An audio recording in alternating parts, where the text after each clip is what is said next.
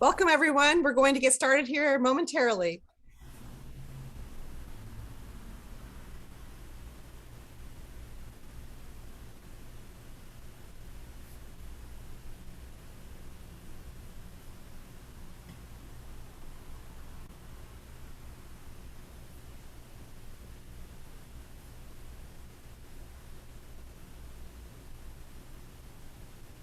Welcome, everyone. We're going to get started here momentarily.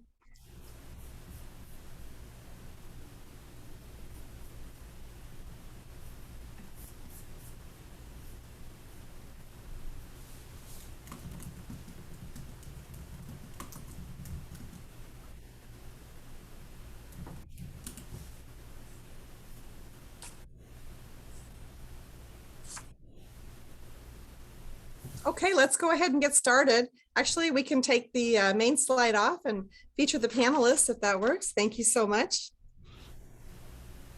Hi, everyone. I'm Sandy Richtermeyer, Dean of the Manning School of Business at UMass-Lowell, and I'm so excited to welcome you to today's panel discussion on women entrepreneurs in health science. This event is part of the celebration of Women Entrepreneurship Week 2021, an event that we're celebrating with 250 other schools across the globe. Currently, women-owned businesses have made up just about 20% of all firms in the US, but the number of women entrepreneurs is on the rise, especially in the healthcare and life science industries. Healthcare has been the largest economic sector in the US that accounts for almost 18% of GDP. Globally, it's one of the largest and fastest growing industries. Women's entrepreneurship is booming in healthcare because in many cases, as we know, women are leading decision makers as researchers, caregivers, patients, healthcare providers, and consumers. Today, we are so pleased to co-host this event in collaboration with the Derby Entrepreneurship Center at Tufts and E4All, and we're featuring a panel of women entrepreneurs and leaders in healthcare and life science. I know the discussion will be inspiring and impactful. I'm going to start off by introducing two of our leaders from both entrepreneurship centers, and then they'll introduce the panelists and we'll start the discussion. First, I'd like to introduce Elaine Chen. Give a wave, Elaine. Hi. Elaine is the Cummings Family Professor of the Practice of Entrepreneurship and Director of the Derby Entrepreneurship Center at Tufts. Prior to joining Tufts, Elaine served as senior lecturer in entrepreneur in residence for nearly a decade at the Martin Trust Center for MIT Entrepreneurship. Elaine has founded and led the implementation of multiple academic and co-curricular offerings. She's coached hundreds of student entrepreneurs every year and spearheaded the development of platforms and infrastructure that use technology to scale up access to entrepreneurship education. Elaine, it's been wonderful to collaborate with you on this initiative, and thank you for your leadership. Next, I'd like to introduce Yi Yang. Yi is a professor and department chair of Marketing Entrepreneurship and Innovation. We call it MEI here at the Manning School, and co-director of the Jack M. Wilson Center for Entrepreneurship. At UMass-Lowell, she has been teaching undergrad, graduate, and doctoral courses in the areas of entrepreneurship and strategy, and helped develop entrepreneurship undergrad and graduate programs, as well as Manning School of Business doctoral programs. She's published her research extensively on corporate venturing and entrepreneurship in several top academic journals and received many grants as PI or co-PI in support of entrepreneurship education and research. I'm very pleased to introduce to you Yi Yang, and she will be introducing our panelists. Welcome, Yi, and thank you for your leadership. Thank you, Sandy. Thank you very much for your very kind introduction. And I just want to thank everyone who took time out of their very busy schedule and joined us in celebration of Women Entrepreneurship Week. And today, we are very fortunate to have Tufts and E4All as our collaborator in supporting this great event. And today, the panel will be moderated by the E4All's Executive Director, Sophon Smith. Since 2013, E4All has been dedicated to helping underrepresented individuals successfully start their business. Today, 72% E4All businesses are women-owned. So far, I cannot think about any other person will be the better moderator of this panel. And Sofan joined E4 earlier this year as executive director. And before that, she spent her career working with institutions such as the Boston Private Industry Council, UMass Boston, and State Street Bank. With experiences in employer relations, marketing and recruitment, the majority of Sofan's work entails cultivating new relationships, developing and implementing new strategies, and creating brand awareness. And Sofan herself is a Coma American and raised in the city of Lowell. And actually, Sofan is our own alumna, graduated from UMass Lowell in 2002. And today, we are very, very fortunate and very proud to have her as a panelist. Now I will let Sofan take over and start the panel discussion. Thank you so much for that introduction. Good afternoon, ladies and gentlemen, and welcome to today's incredible panel of women entrepreneurs and leaders in health science.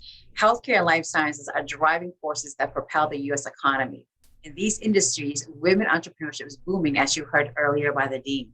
Today, we will be inspired by 4 incredible women entrepreneurs and leaders in health science. Again, my name is Sofan Smith. I am the Executive Director at E4 Lowell. And in this role, I am responsible for carrying out the mission, but also the day-to-day operations while focusing on leadership, vision, and development and fundraising. As you heard earlier, I joined E4 in February of this year, and I'm so excited to be part of the Lowell community again. I am from Lowell, born in Cambodia, but I am from Lowell, and I'm a Lowellian. So today, I'm excited to be part of this incredible panel and introduce you to our special guests. I have some questions I would like to ask to learn more about our speakers. Then we will open up the floor to our audience members. This is an incredible learning opportunity, so I hope you all take advantage and ask the best questions possible. So at this point, I would like to share my screen with you all so that I can begin the amazing introduction of who we'll be meeting with today. All right. So let me share my screen. Can I get a confirmation that you can all see this? Fantastic, thumbs up. All right. So first up, we have Jean Pham. Jean Pham is the co-founder and CEO of Cellence Incorporated, a diagnostic company. Previously, she served as Via Challenge's COO, a nonprofit organization that hosts one of the biggest competitions for Vietnamese entrepreneurs around the world.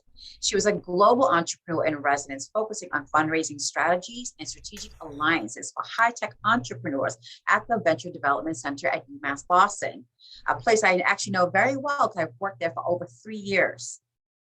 Next, we have Mary Beth Walsh. Mary Beth Walsh is the founder and CEO of Collide, a boutique research and development IT consulting firm based in Cambridge, Massachusetts, that has proudly served the scientific community since 2014.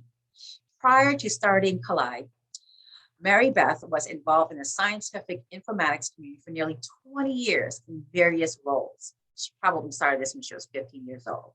She was a product manager for biological systems with the SALT systems. Next, we have Dr. Ziping Wang. Dr. Ziping Wang is a co-founder of Argenta, a biotech startup that develops small molecule therapeutics and directs the scientific advisory board.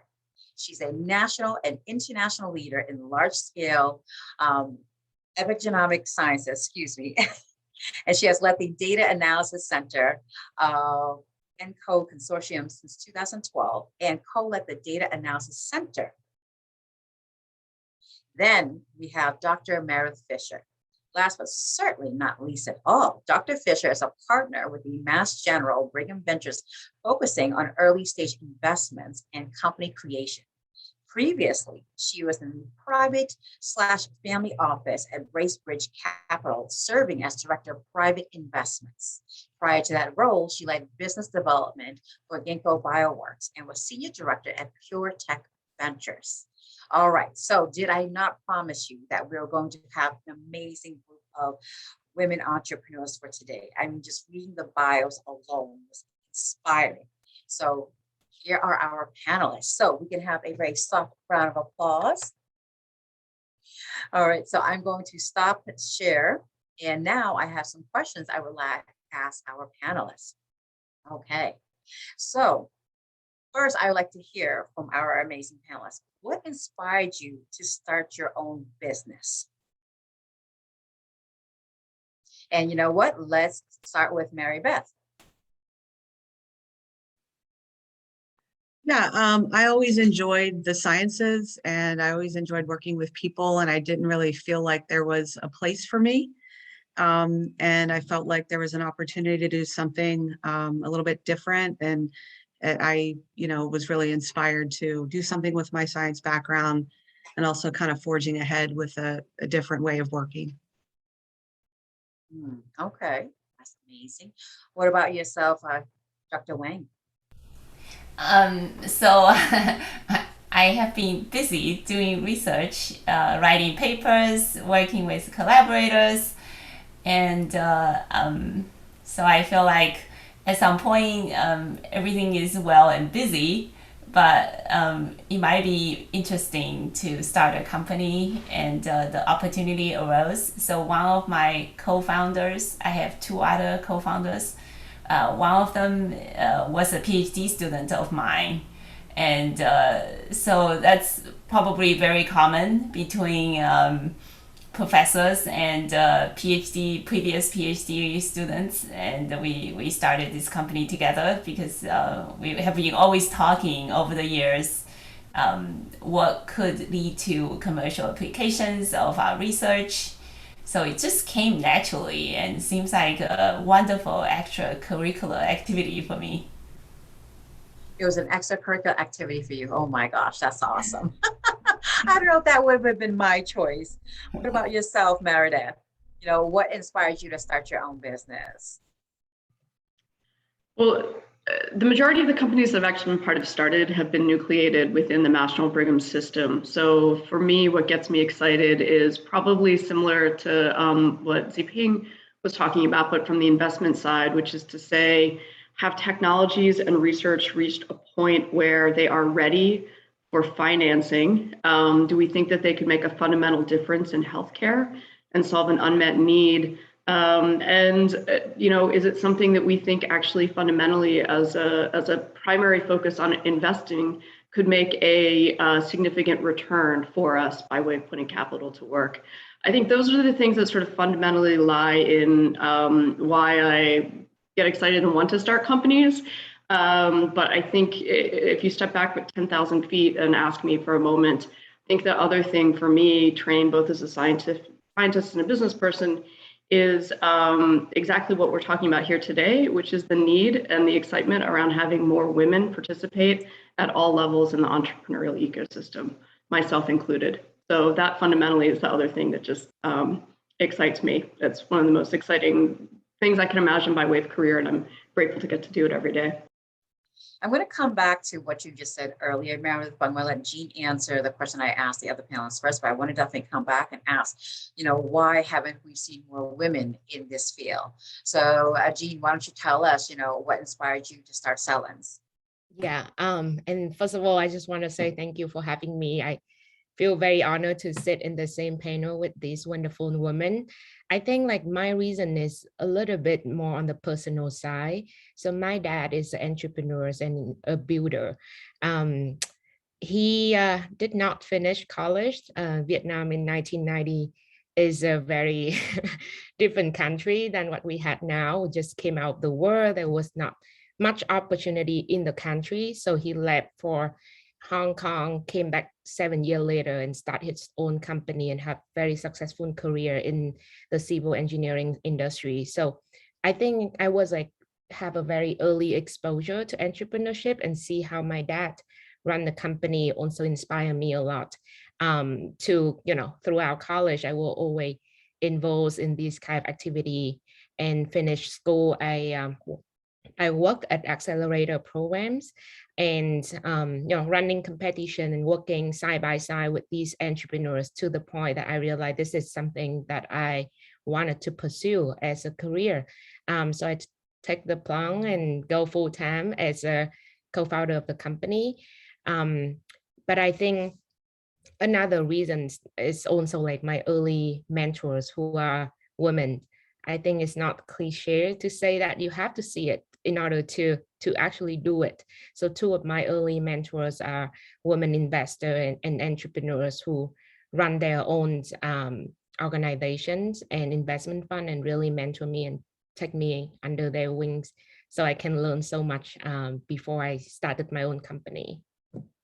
Awesome. I'm going to come back to that one as well. That just made me think of another question. So Meredith, earlier you said, yourself being an investor and so forth, that you have not seen a lot of women in this industry. Give us your perspective. Why do you think that is? There's a lot of ways to answer that. I think some of it is either innate, unconscious, or sometimes overt bias towards hiring like. This industry at all levels has been dominated by men, as many industries are. And so there's always just a slow burn and creep that we have to make as people who don't necessarily always look like the other people in the room to reach higher and higher levels. And what I hope as we continue to do that, I think very successfully, is that that'll actually end up being sort of catalytic on down. I can say, at least, to quote from my own statistics at my fund, I'm the first woman that's been hired at the fund after 10 years of operations. So since then, we've hired 2 other partners for various funds. I recruited them both. They both happen to be women, and not all white women also. And we've also expanded the number of women founders and CEOs. And I don't think that's because of me personally. I think that's just part of it is getting more representation and more diversity, which just breeds more and more of that. So I think there's just historic drivers, but there's a lot we can do once we get into positions of quote power to make those changes, sometimes consciously and sometimes unconsciously as well. Well put. Thank you so much. Yeah, it is important that, once we are able to get a seat at the table, that we bring others onto that table as well. So that's amazing. And congrats to you, Meredith. Awesome. Jean, earlier you said that you were partly inspired by the fact, because of your father, that's why you ventured into entrepreneurship, and that what helped you along the way were your mentors, and they were female mentors.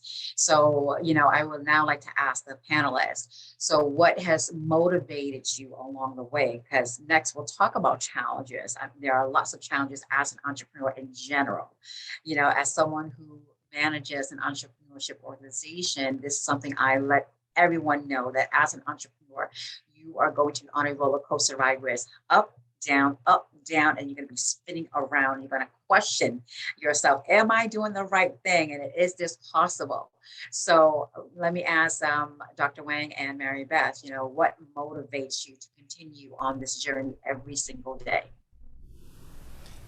I can go first. So I guess we need to be really tenacious. Doing research is kind of similar to working on a small business. Most of the time, things don't work. So we have to never give up. And I think I got the training from research. I just never give up. So if you something doesn't work, we change our approach. We try new things. We talk to people. We try to figure out why. So taking no for an answer is never part of the cards. And I think that's I don't know if it's special to women, but certainly I think it's very important for the success. I think sometimes it is special for us women, because I think as women, it is just in us, it's innate in us to never give up. All right. Mary Beth. Yeah, I would echo that sentiment. I think, in our industry, it's high tech, typically dealing with scientists who are implementing solutions and technologies. And there's always a new problem to solve. I've always been fascinated by the intersection of people and technology, and scientists are kind of a special breed. And I really have a lot of passion around working with them and understanding their use cases and helping them build out their solutions to do their research more efficiently. And so I have a passion for that. And I think it is too. There's just always something new. And as Dr. Wang says, you never give up, and there's always something new tomorrow. So. Jean, what about yourself? Well, I could not agree enough with what Dr. Wang and Mary just say. I think for women especially, and when it comes to entrepreneurship, it's a lot of the time it's about managing people. And I think women especially has that advantage of understanding and also empowering people around us to really go above and beyond. And we try to always, I guess, like find the strengths and the weaknesses and kind of assemble a team that can work together. And like Dr. Wang say, never give up. If the experiment fail, we'll do it one more time and we'll see what happened after it. So I think it's good to have people who persist and can complement each other. And Meredith, why do you think it's so important? Well, what motivates you to do the work that you're in to continue to support our women entrepreneurs in health sciences? Probably a lot of different reasons. I mean, fundamentally, as I said, since I'm trained as a scientist myself, I didn't go into that industry just on a lark. It's just been a lifelong passion. At the end of the day, I really describe myself as a fundamental biologist more than anything. I just happen to have a number of different hats. So the opportunity to see the intersection of fundamental biological discovery and the potential to translate that into new medicines, or frankly, just new technologies that can improve, human environmental condition is just an exciting, incredibly exciting thing to do. I think, it's just interesting to hear the other panelists talk about hearing no.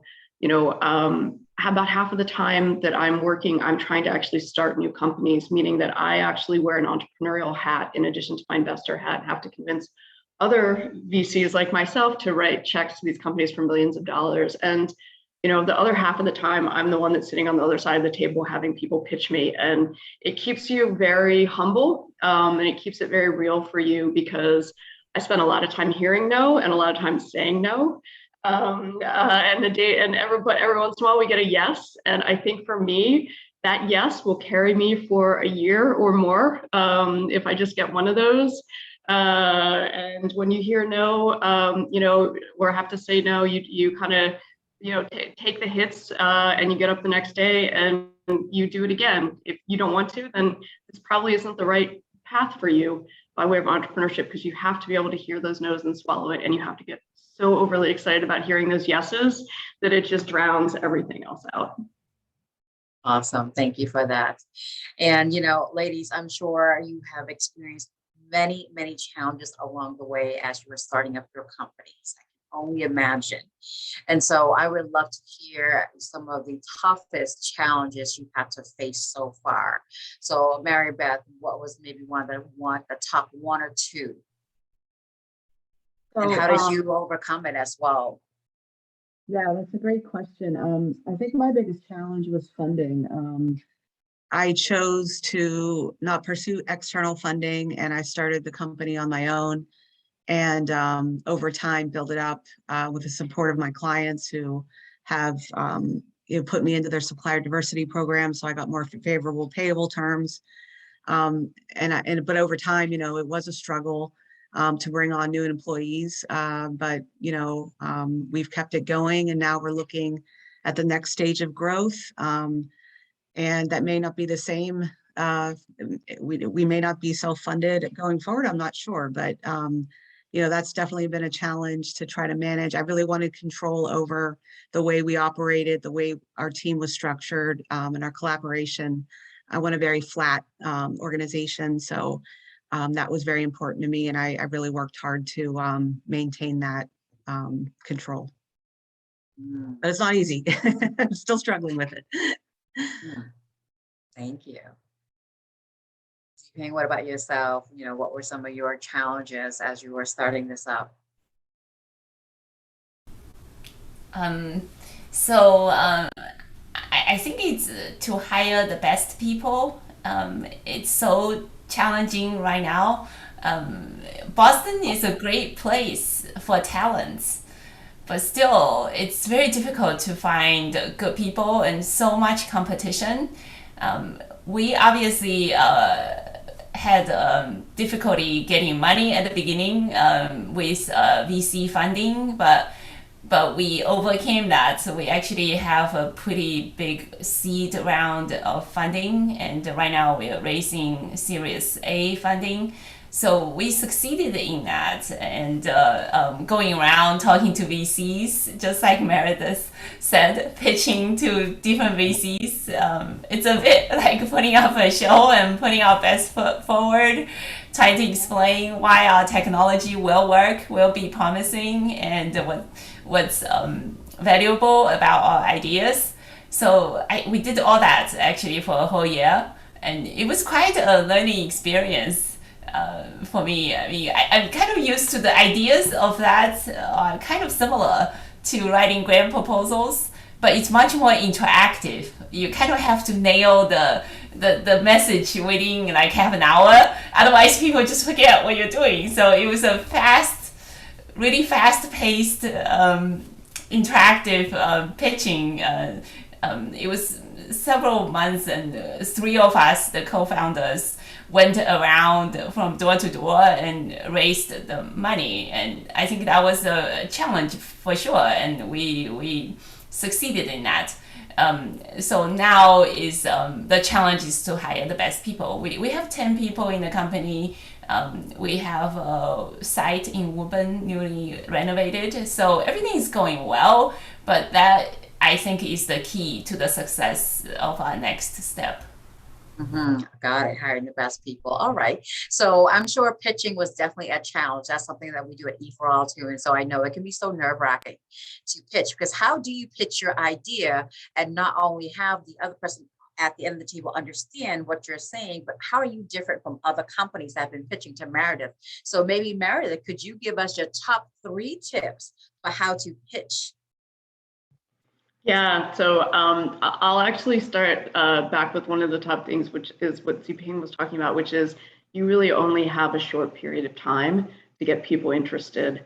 So one of the things I push both my companies as an investor, as well as also the companies that I work on as a co-founder to do is do not give me 15 minutes of intro and background. Tell me immediately why I care about this. Because at the end of the day, I need to hear that at the beginning, and then I need to hear that again at the end, because I will have forgotten 45 minutes in what you told me up front. All right, so give me those pieces, and don't be afraid to keep telling it to me over and over again. Also, I have a lot of degrees, which is terrific, but my job is to be essentially a mile wide and an inch deep on everything. And so it's also okay to tell me things that you think are very basic and almost like it's teaching, because that's essentially what in many ways you have to do, is to teach me how to get excited about that and to teach me those things. And I think that's a dynamic that a lot of people are not as comfortable with, because they really want to say things like, yes, that's a great question. Honestly, I ask really dumb questions. It's okay. I can't know everything about everything. Maybe don't say that's a dumb question, but actually use it as teachable opportunity. There's nothing wrong with doing that. And then finally, the other thing I would say about the pitch is that, again, Ping, I feel like I'm just stealing all your answers or just or reiterating them, but I think they're really good ones, especially since you've recently gone through a fundraising, which is like, you're going to learn a lot in the room, and it is personal. I am not just investing in the idea. I'm not just investing in the science. I'm not just investing in the plan. There is a horse, but there's also a jockey or many jockeys, and sometimes a coach and an owner and all these other things. And so really think about the fundamental dynamics in the room. And also that works both ways across the table. When you're taking financing from somebody, you're signing up for a pretty long-term relationship. And so you also want to like the groups that are putting capital to work in the company, because you're going to need to ask things of them as well. And so you want to make sure that you also qualify them as investors in the same way they qualify you. Those are probably the top three overall pieces of advice I'd give. Awesome. Thank you for that. All right. So basically tell Meredith why you care. Remember, use it as a teaching moment, and the investing is in a long-term relationship and not just the product of the service. Awesome. All right, Jean. So I'm sure you've had many challenges in starting up Salons. What were some of your top ones that you can share with us, and how did you overcome them? Well, I guess for me as a first-time entrepreneurs, everything seemed like a challenge, but also like an opportunity too. And I could not agree more with what Meredith said. I think the pitch is just the 5% of the work. The 95% is the homework and what you actually go and dig deeper into these questions. Some of the questions may be easy to answer, but some of them, like the investor asks you, and you have to think through, like, how do I present in a way that they can understand the value here? Some of them may know the technology, some of them may not. So how do you explain it in a way that they can see the value of the technology and why you are the right people to bring that technology in? Because everybody nowadays has a technology. Like, how is that compared to other people? Why you are unique? And these sort of things like require some serious thinking. And I think like the homework that entrepreneur need to do and need to put in that hour sometimes could be like a challenge if you are also like balancing like your own company and trying to hire people and submitting for grants. So for Cellland, we had a lot of success with non-dilutive grant, applying for state and government to help do some of the early experiment, because we need to generate some more evidence for investor to see that this is like not too high risk and they can accept the evidence that we generate. But also I think it is a long term and it's a relationship that you want to trust from both sides. You need to work with them. Like I always try to work even if small project or like in a few weeks with the investor to see like, can I listen and can I understand the advice of the investor? So if we were to be a team, then it would be a good team and it's not just capital, and then I would never see them again. So yeah. All right, well, thank you for that. You know, earlier we had heard from our three entrepreneurs that finance or funding is typically a very top challenge in starting a company. So I would like to ask our three entrepreneurs, how did you raise funding for your ventures? Who would like to go first? Well, I can go first. So there are three of us. One is more like a biologist, and I am a genomicist or computational genomicist, and there is a medicinal chemist. So just like Meredith said, we are the jockey of the horse. So we have an idea as to how to develop small molecule drugs targeting RNA. And it's a new field, and that idea uses the expertise of all three of us, and the fact that we have known each other for the past 20 years, and we bring everybody's expertise to the table for the same idea, and it just came across as a very coherent unit. And when we spoke to VCs, every question one of us can take on and bring very expertise-oriented answers to the questions. just more than a little bit more than a mile deeper than the surface, and so it just came across as a credible unit. And we also I want to say preliminary results, like Jean was talking about the homework. We actually putting our own money, all three of us putting our own money, and we hired people, contract service people to do experiments for us. So we actually had a number of results we could present that belong to the three of us. So we went around and said we had this idea, we did this experiment, that SRO did that one, and that just came across as we really knew what we wanted to do. I think it's just the drive of what you want to do that would interest the VC. Okay. All right. Mary Beth, what about yourself? How did you get your funding? I did a little bit of self-funding in the beginning, but actually the process that folks have described around working with VC firms is very similar to the relationship I have with my clients.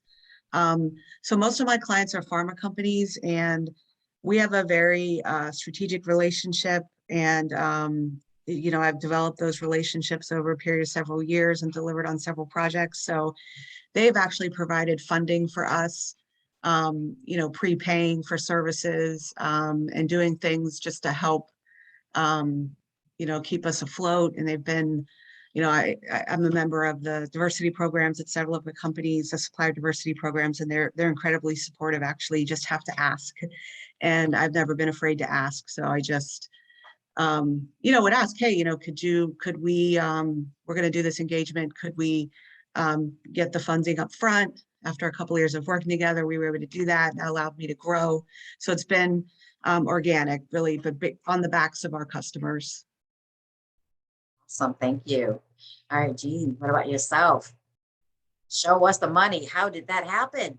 Well, so the woman who also sit in the room, like Elaine, and the Derby Entrepreneurship Center is where we get our first. It was big money. It's 40K. It was big to us at that time. So we won the top prize of Tufts competition and went on to win several pitch competitions. After that, it was really eye-opening experience to be connected with the ecosystem, because I cannot emphasize enough what Mary Beth just said. It has to come from relationship, and you for me as a first-time entrepreneur, these kind of opportunities really get me the kind of exposure and the kind of opportunity to learn and be part of the ecosystem. So that was little seed money to get it going at first, and then we also apply for a non-dilutive grant from Mass Life Science Center. It's really wonderful organizations. They really trying to support creative collaborative grants. So we actually had that with Tufts University, Dana-Farber, Brigham and Women's, and Tufts Medical, like the consultism, I would say, to be able to put in effort, both from our medical collaborator, but also from the School of Engineering, to help us get that grant. So that was a amazing experience to be able to put together a collaborative grant. And yeah, I'm in the middle of raising our seed round, been going through what Jiping has said, meeting with many VC and getting a lot of no's, and just 1 and 2 yes, that would keep me going. So I think I can tell more after this year. Hopefully we'll get a successful round and can grow that way. Awesome. Thank you. And just to make sure no one missed in the chat, Jack Wilson, to everyone in the chat, says that a group of donors related to UMass-Lowell have created an early stage seed funding venture program called the Riverhawk Venture Fund. They have funded about a dozen spinoffs, and those ventures have raised many millions more. And then Elaine let us know that Sellens, Jean's company over there, won top prize at the Tufts 100,000 New Ventures competition. And Jean also won an Entrepreneurship Achievement Award called the Montel Prize. So I hope I pronounced that correctly. So Awesome. Congratulations. That's amazing. All right. So you heard about how our entrepreneurs have been raising their funds and so forth. But now I would like to hear from our investor. What do you look for when investing in some of these new companies? You know, earlier you gave us some great tips in terms of how to pitch. But now, Meredith, what are you looking for? Give us the secrets. I mean, at the end of the day, whether you want to cast stones at it or a love towards it, I'm an investor, which means that I have to make a return. And the way that I'm supposed to make that return is an outsized return, meaning that I need to have a high risk appetite because I should fundamentally have a high reward appetite as well, because I have to assume that many of my investments are not going to make any money. I'm going to take zeros on a lot of them. And so I need some big winners. And I need to do that because I can't return something that looks like a bond return. I need to put something that looks like a venture capital return. And that actually fundamentally has to be a driver for what I look for. I have to be able to convince myself that there's an opportunity for that type of outsized return to make the investments at the stage and the size that I make. Now, there are other funds in my industry that look for a little bit of a different profile, but because I sit within an academic setting, I have, I see things before they're even ready, right, to be invested in. And I have to be able to sort of convince myself that one, they have those data, and two, that if they're successful, if they make a molecule or a new therapeutic, that someone's going to pay me or pay my company and therefore my fund a lot of money back. And that is actually fundamentally the game that I'm in. And so I love to wax on about new biology and new medicines, because the reason I'm in this industry and type of investment is specifically because that is a key driver. But at the end of the day, the dollars in and the dollars out are what my fund is judged on, what I as an investor are judged on. And so now maybe someone to move back away from just the dollar bills of what I do. What gets me excited beyond that? For me, is it an area of unmet need? I'm not interested in things that are fast followers. There are other groups, again, that look for that. And so that comes back to making sure you're talking to the right investors that have an alignment already with you. I'm also interested in team, and that can be the founding team, a la what Ziping was talking about, right, with the scientists who've worked together and really can answer all those deep questions. Or someone like Mary Beth, who has been an operator for a really long time, who I may have confidence is going to be able to take the work that Ziping and her co-founders developed and actually operationalize it successfully and make money. And so I look for those two pieces as well. And if I don't have all of those, then I have to be able to convince myself that I can fill them, right? And I don't expect most groups to come to the table and have all of those pieces checked. If they do, I'm probably not the right group to be talking to. There's folks further down who want all of that wrapped up in a package. So those are some of the things that I look for. And then at the end of the day, do I like the team? Can I work with them? Is that founders I can work with to get a company started? Is that an operator I can work with long term, in addition to everything else? So it's multifactorial, like everything. Thank you for that. Yeah, and one thing that stood out when she said is about relationships, and that is something that's so important, is to have that relationship. Can you work with this person or not? Yeah, absolutely. All right, I just have really 2 more questions, and then we can open up to the panel. So, ladies, knowing what you know now, right?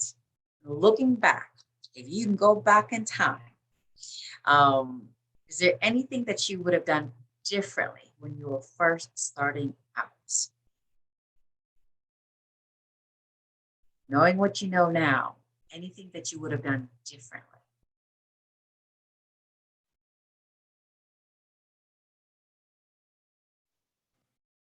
Yeah, maybe I'll take that for briefly. I would have asked for more mentorship, and not been as concerned about looking like I didn't know what I was doing, when I felt like I always had to know what I was doing, because I was in these fancy investment roles, which I still am. And now I do know what I'm doing. But certainly when I was right out of school, I had read a lot about what to do, but I actually hadn't done it. And so really, I think there it was becoming more comfortable with lack of experience and asking for guidance versus thinking that I had to do it because it had to be on me. And if I couldn't do it, then that was something that was a problem with me versus thinking, well, there's all this experience around the table.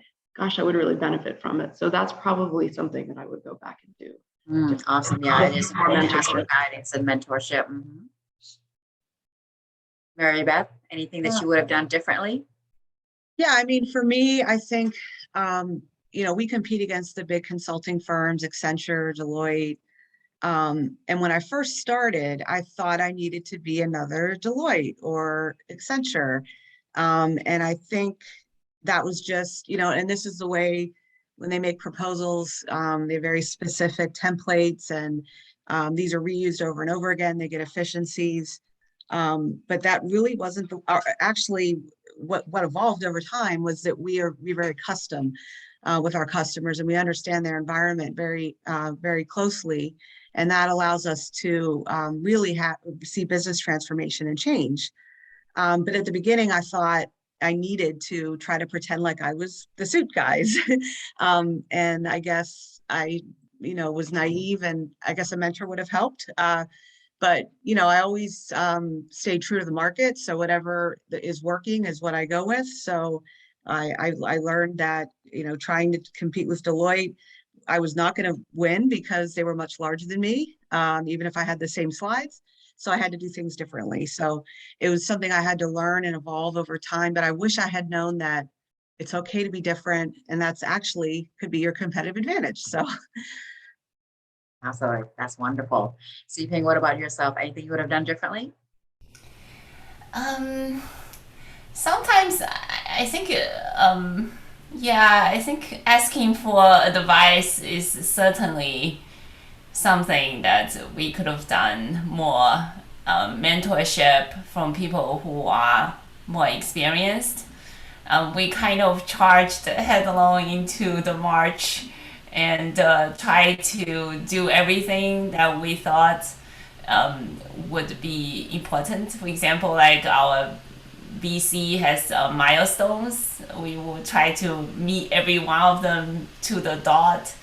And in hindsight, it's just not that important. They, like Meredith, you're shaking your head. VCs care about whether or not we're going to succeed. We're going to make money for them.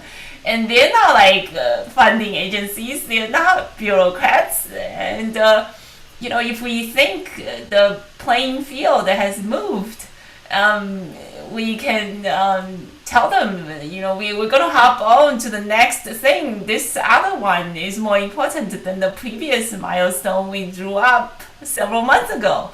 So we were just not bold enough, I guess, at the beginning. Didn't know how to play the game in a bold fashion to succeed. Thank you. Jean, what about yourself? Yeah, I think what you guys just said is really really true. And I think if I can go back in my college time, I think I should have hang out more, just study less.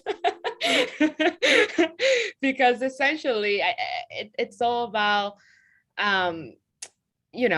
the people that you do project with, the people, the kind of group that you work and you hang out and you know them on a personal level. I was like really academic at that time and trying to like focus and be top of the class. It mattered a lot to my Asian family, but it also something I wish I could have done.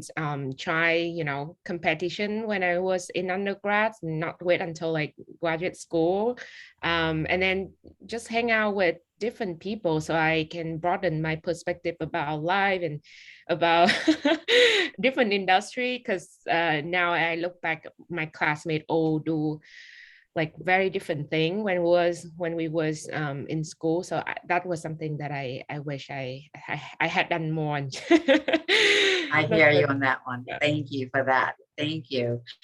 Yeah, it's always very interesting to look back and say, oh, I wish I had known this. I wish I could have done this differently. But that's why we have these type of discussions and panels, so that for those that are watching, for those that are listening currently in school, you're hearing from these experts. You're hearing from these amazing entrepreneurs of what to do and maybe what not to do going forward.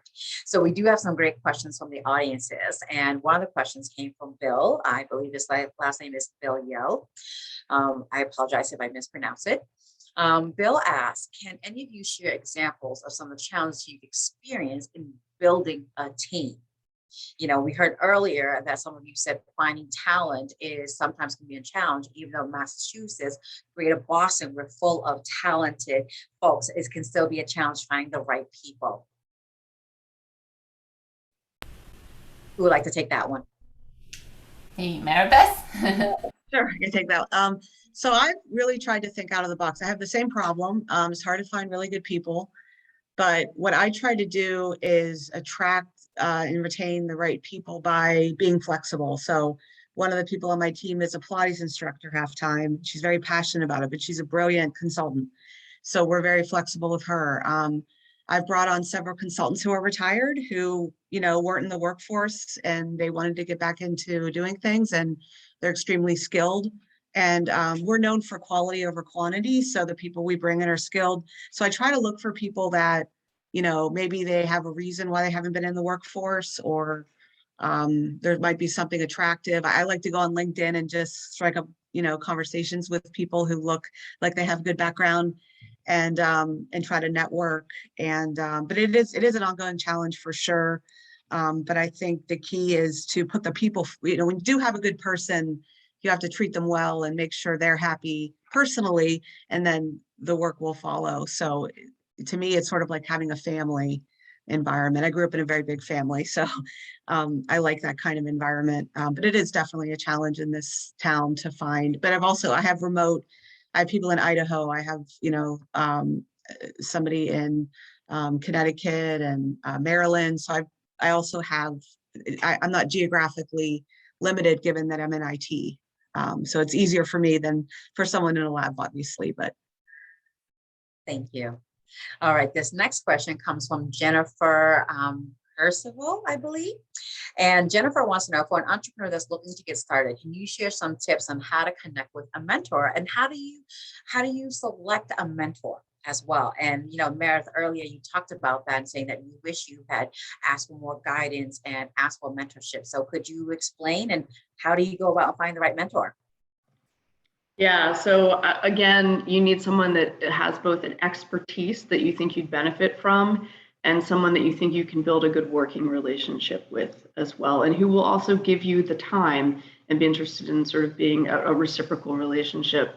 Fundamentally, I think particularly as you're starting out in your career, either as a student, as Jean was talking about, or early as you're transitioning into your first job, that is a very easy time to make those asks, because there's a lot of folks who would like to advise you, and that can actually even be in a formal role. If you're starting a company, one of the first things you may want to start thinking about is building a set of advisors who can end up, in fact, being your mentor as well, but will also serve additional purposes by way of helping you get the company started, connect to VCs, all of the other things that you need to do. So I would say there's that piece to it. I think the other thing there is something back to what Mary Beth was saying, which is you need to network. And even if you're a person that doesn't like to do it anyway. And that is the best way to actually find those people, is by interacting with and talking with a lot of different ones to find the person that may, quote, be right for you, as well as also look around, you know, in your own current network. And I'm pretty sure also at Tufts, at UMass-Lowell, the career centers, and with the entrepreneurship centers at both campuses, I'm sure they can recommend and refer some folks, and utilizing the alum population from your school as well. All right, another question. We only have a couple minutes left, so I want to make sure we get to this question. Is Michael wants to know, can you think of any entrepreneurial opportunities in the healthcare life sciences industries? Who would like to take on that question? Well, I'm sorry. I want to take this one because I think it is something that I just learned that life science is actually like progressing so much from just drug therapeutic. Biotech is not equal just drug and therapeutic. There are actually more and more technology to enable people to have a healthier life, digital health, diagnostic, or any other thing that could be very helpful for you to look at. And I used to think that if I wasn't like into therapeutic, there's not much thing that I can do in Boston, but it's not true. There's so much thing that you can do here, and the tech transfer office should be your best friend if you're trying to look into what kind of technology that are up and coming and being developed inside your university or a university in the area. So that was just something that I'm passionate about, and I think student or graduate PhD postdoc should look into these kind of resources and get to know different departments inside your school to really tap into these kind of resources. And if entrepreneurship and starting a company is not the right way for you, there's many other different career paths that you can take advantage of when you're going to these kind of resources. So sorry, Mary Beth, for jumping into the question. No, it's okay. Thank you for that. I know we just might run a few minutes over, and Meredith, I believe you may have to travel. If so, we understand. But I do want to make sure that, we get through the last question. It is important. That's why we're all here. So another question would be, let's see. Elsie Mayo, I believe, asked what would make it easier to ask for guidance from, example, women who are very senior in their roles in the field. So how do you ask for guidance from them? I'll touch on this with a couple of different things. So I actually, one of the things that has been more challenging for me over the years as I've become more senior is that the number of requests for one-on-one meetings, coffees, and mentorship has also gone through the roof, which is in some ways terrific, but in some ways challenging because I literally don't have the time in my day or work week to do that, even though I would love to. And so one of the things to think about there is, as you're trying to think, connecting to people who are senior, understand what you actually want to get from them. Work to build a connection first and foremost, because either a warm intro or a means to connect to them versus a cold call, which I understand sometimes those has to happen, is more likely to get a result, as well as a specific focused ask. If you're looking for someone who's going to be a mentor for you for the next 10 years, that's probably not going to come just randomly. But if you have senior people that you just want to get connected to, then think about what you could ask them to do for you or to meet with you on or to comment on as a starting point. And if they respond to that, then that might allow you to expand it. But I think that's it. That's it again for me. After these, I often get many requests for outreach and coffees and stuff. And I wish I could say yes to all of them, but I've actually had to stop doing it just altogether because I just literally don't have the time for it. And it's not the lack of interest. So that would be some guidance there. I can definitely understand that. Yeah, for sure. You meet with someone who is senior, they're going to be very busy. And while you want to help, time is sometimes, is one of the biggest challenge ever in your career. Awesome.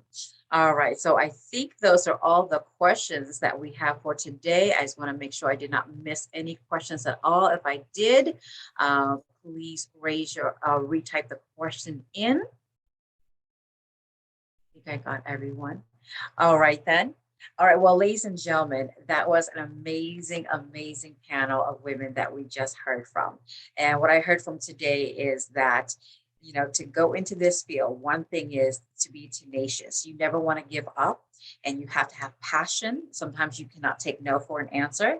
There are going to be challenges along the way, especially when it comes to funding. You have to hire the best people. And then when it comes to pitching to venture capitalists, it's important to someone like Meredith, tell her why she should care. Use some of those pitching moments as a teachable moment. And what she also looks for is that she's not just investing in the company, but she's also investing in long-term relationships. And then when it comes to investing, one of the things that she is looking for is ultimately the ROI, the return on investment. And And then also to think about that you don't always have to be like others out there, like Mary Beth said. It is okay to be yourself, because sometimes being different and not cut like everyone else is what allows you to be the best competitor out there. So with that said, I would like to hand it over back to Yi to say goodbye to everyone. Thank you so far, and thank you to all the four panelists. To me, entrepreneurship is not just the growth, not just the economic growth. Entrepreneurship should make our community more vibrant and inclusive. And without women entrepreneurs, we cannot achieve that goal. So in the last, I would like to invite my colleague at the Tufts, Elaine, to give the closing remark. So I can't tell you how much I enjoyed the last hour, because typically a panel on anything entrepreneurship usually does not look like us. So it was just such a treat to have these awesome, high-powered, really, really amazing female leaders show us how it's done. And more importantly, to show all of the aspiring female entrepreneurs, they too can grow up to be like these people out here. So thank you so much for your time. Thank you so much for sharing your expertise. And thank you so much for kind of really being out there, being a role model for all the women who are going to come up after you. And I also want to thank Yi and UMass-Lowell and Sandy for inviting Tufts and Derby Entrepreneurship Center to collaborate on this amazing event. This is our first collaboration with UML, and I cannot ask for a better fit, because Tufts is, the Tufts community is very, very interested in social impact in healthcare. We have 4 healthcare related professional schools. And this was just such a good fit. And thank you, Yi and Sandy and everyone for inviting us to the table. Now, Derby Entrepreneurship Center does a lot of virtual events. We decided this year to keep a lot of things on Zoom in order to democratize access. And we would very much like to see some cross-pollination from the UMass-Lowell community. So I'm gonna pop our company page for LinkedIn in the chat. Please follow us on LinkedIn, and we will be kind of like bringing out a lot more events over the year. We would very much love to see a whole bunch of cross-pollination between Tufts and E4All and UMass-Lowell. Thank you. Thank you, Len. Thank you, everyone, for coming and enjoy the rest of the day. We will see all of you in future events. Thank you. Thank you so much. Take care.